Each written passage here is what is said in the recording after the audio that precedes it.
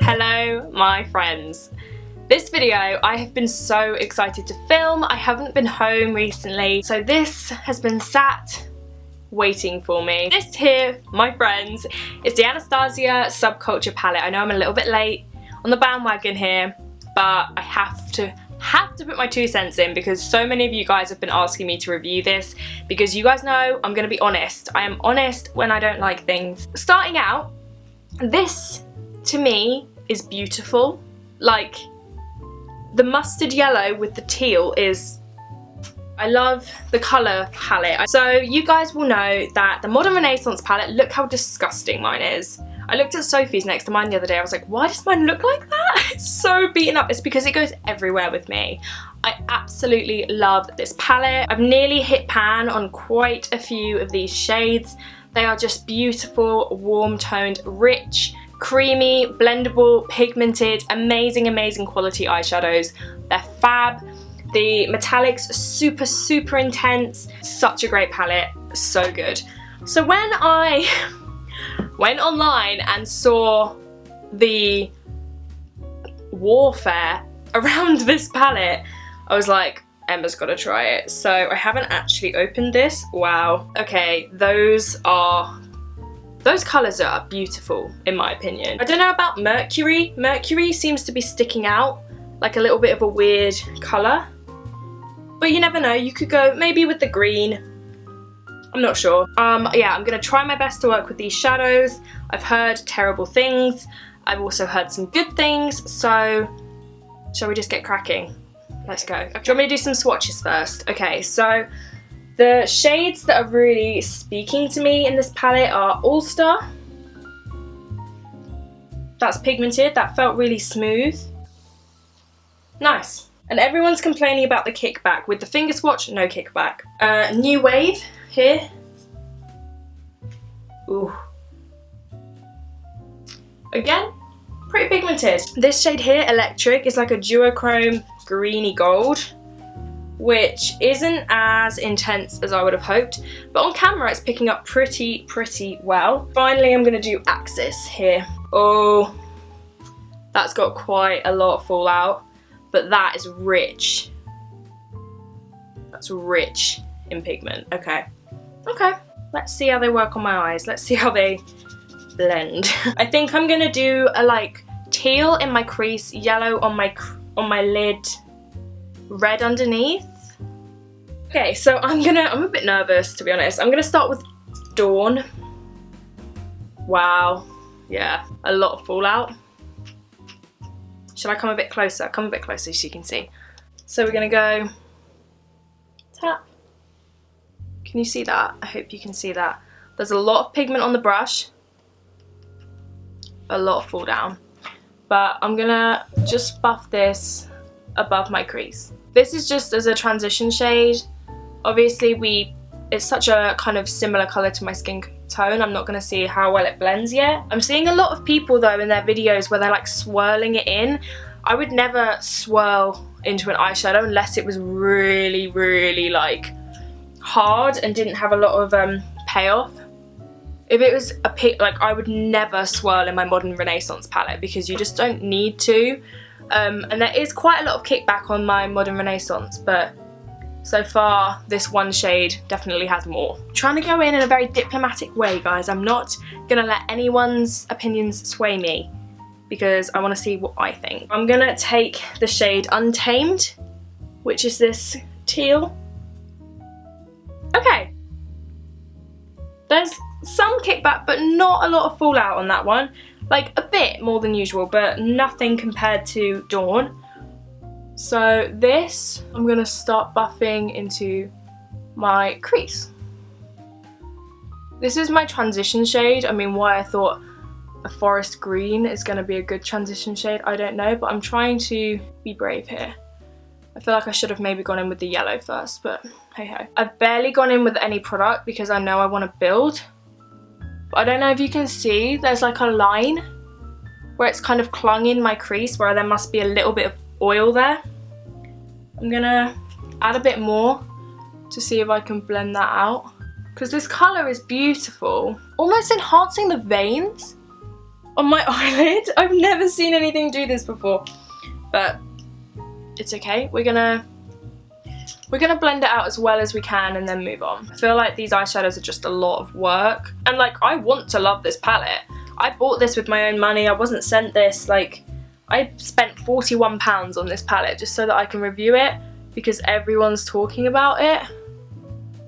So if it's crap, like, I'm gonna tell you because I'm gonna be pissed that I paid £41 for it, you know what I mean? I honestly don't know how they could get the Anastasia Modern Renaissance palette so right and then have the things I've seen about the new palette. Can you see there's like lines going down my eyes? It looks like veins. Like, it honestly looks like the veining in my eyes are being enhanced. I've never seen anything like that. It is just quite a lot of work. And it also is quite a difficult colour to blend out in your crease anyway. I've gone for like a green in my crease. It's no warm brown, but I'm trying to keep this look quite cool toned because I always do warm toned looks. Okay, I'm now gonna go in with the shade Axis, which has got a lot of kickback, a lot of fallout. If I just kind of draw it out first. There's a bit of fall down here. It's not as bad as I was expecting, but there is some fall down. Okay, I'm really trying here. We need something like this. This is Edge, which is the yellow. Again, quite a lot of fallout. Yeah, tap that off. I'm scared it's gonna make me look like I've been punched because I don't know if this is gonna blend nicely. I'm just gonna buff this over the edges because I really want this to blend out nicely. Colours are kind of blending muddily into each other. I should have done the yellow first, I know. You should be able to blend two eyeshadows together. They're in the same kind of colour family. You know, like a green and a yellow should blend. Okay, it's okay. It's okay at the moment. So I'm now going to try and use this Anastasia brush, and I'm gonna start with the shade New Wave. See that? It's quite a bit of fallout, but I'm gonna pack this on the outer. Whoa! Okay, that's pigmented. That goes on really nice and opaque. Might do maybe like a kind of cut crease. Who knows at this point? Honestly, I'm just gonna try and make a look that's salvageable. Gonna just blend that in. And then taking Edge in the middle, just in the center, and then just flip the brush, blend that in. I'm going back in with Axis with the little brush again. I want this to be nice and round.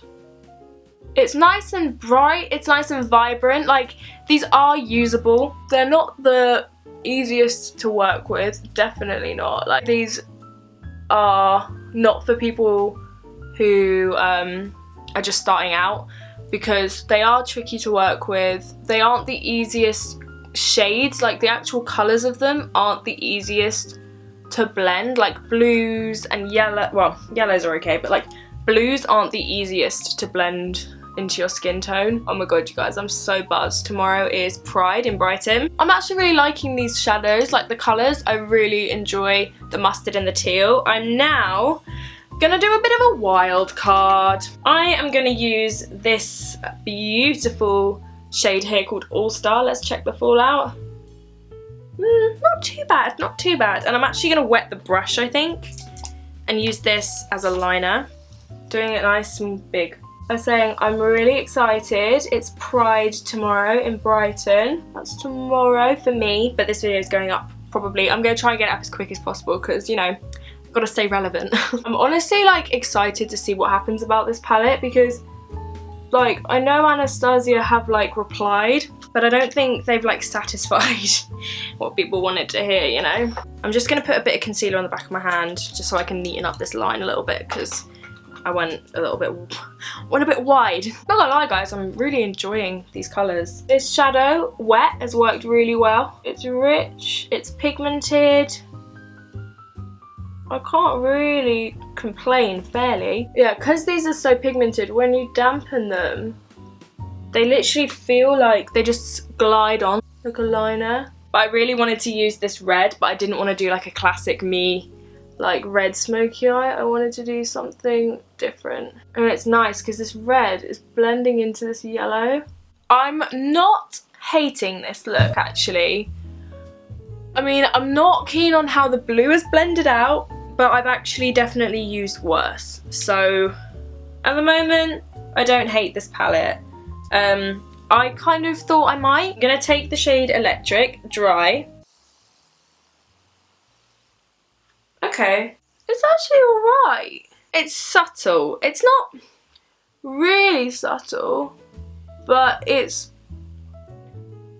not as popping as one would have hoped. It's definitely not bad. Shall I try it damp? Let's see what a wet brush can do. See, wet, it's really nice. I'm gonna put mascara on my top lashes and some falsies on my top, and then I'll come back and finish the lower lash line. As you can see, the blend isn't my best work. It really didn't want to blend out that last bit of green, but the liner, the colours, this colour palette, I'm in love. Now, under the eyes, I'm gonna go for like yellow bronze. So I'm gonna take Heat Wave, this one here, which is what I had on the inner and outer corner on the top, and I'm gonna do the same. Look at that pig. I'm also gonna blend it in. I'm gonna smoke it out. Now, I find with these eyeshadows, you have to put them on a very matte base. The second it hits any moisture, it goes darker. And that's not what you want, because that's when you get patchiness and skipping and stuff like that. So under my eye hasn't been set as well as my lid was, and there is a little bit of patchiness. Next, I'm gonna go in with the shade Adorn, which is this middle colour right here. I need to test how it looks dry, and then I'll go in with a wet. It's a really nice colour, and it's really nice when it's finger swatched. It's just a bit subtle, like it's not as I want it, you know? That classic description of a colour. I want it to pop, so I am going to wet it, because I know that Anastasia's eyeshadows are really good wet. That's more like a foiled effect. That's pretty. Now I've done that, I want more yellow on the top, so I've made a bit of an error here. I'm going to now go over my lashes and my liner to try and build up this yellow, because it's gotten a bit lost. Is that brightening up a little bit? This eye is really testing me. This eye's going okay, but this eye just won't blend. Okay, I really need to like rein this in. I need to finish this video. Let me put some blush and highlighter on, shall we? For my blush, I'm gonna pop on a little bit of this one from the Body Shop. Where's my blush brush? Just a touch. I'm gonna use this Sleek highlighter. You know, I used to love this when I was younger. I don't want to go for anything too warm, you know, because these eyes are not particularly warm. Okay, for lips, I think I'm going to use Morphe's Mood liquid lipstick to match the liner. Oh, actually, I might regret my decision. That lip colour was not working, so I went for Morphe's Virgin instead. Easy, a nude, a safe option. Okay, so here is the completed Subculture palette. I've kind of done it accidentally inspired by the packaging. I think it's just because I'm so in love with these colours. It's definitely not the easiest palette I've worked with in my life. There are a lot of flaws. As you can see, it skips in the crease. This green is really difficult to blend, but yes, there is a lot of fallout with a lot of the colours. However, the shades themselves are beautiful colours. If you have a lot of patience, then this palette is nice. You really need to want to work with these shadows to make them work, because it takes a long time. I've been filming this for like 2 hours, and normally a tutorial takes me about an hour. Blending was just a chore. It was just a chore. New Wave is beautiful, Fudge is beautiful. I really do like All Star a lot. Adorn is lovely once it's wet. My overall thoughts with this palette is, if you're a beginner, I really don't recommend that you buy this. Definitely for those of you who have a little bit more practice with blending and the use of colour and darker shades. Again, if you are not instantly attracted and in love with these shadow shades like I am, probably not worth it. Realistically, you're not going to get the wear out of it. I know that I am going to use this palette, but I'm going to stick to these three, this one and this one. You know, blues aren't something I tend to reach for because they are so tricky to blend. Pigmentation is excellent in most of these colours. Blendability really does vary colour to colour. Fallout also varies quite a bit. You know, this look I've made is fun, but realistically I don't think I'd wear it. I am gonna do a daytime wearable look with this. I might actually film it straight after this because I actually really enjoyed this tutorial. So I think while I've got the look I want to do in my head, I think I'm gonna film a wearable look because everyone's going for these like crazy coloured looks. And I think if you use the more wearable shades with colour pops, it might be quite a wearable palette. But I know that there's been so much variation in people's formulas and it has been so much drama over a palette, which is, I mean, I love the drama, but you know. Overall thoughts, worth £41? No. Not if you aren't obsessed with these colours and you're like willing to spend a long time working with them. If you want something quick, easy, you know is gonna work, go for your Modern Renaissance. This is a fan-frigging-tastic palette. Obviously very different tones, gone in a very different direction basically. I will be using this palette again. You're gonna see me use it again, and I'll use it in my personal life because I am obsessed with this yellow colour and I'm really into yellow at the moment. So I hope this was helpful. I've tried to be as honest as physically possible, so if you found this useful, do let me know down below, and if there's anything else new that's just come out that you want me to review or test, then do let me know. I hope you have the best day, and I will see you guys in my next video. Bye!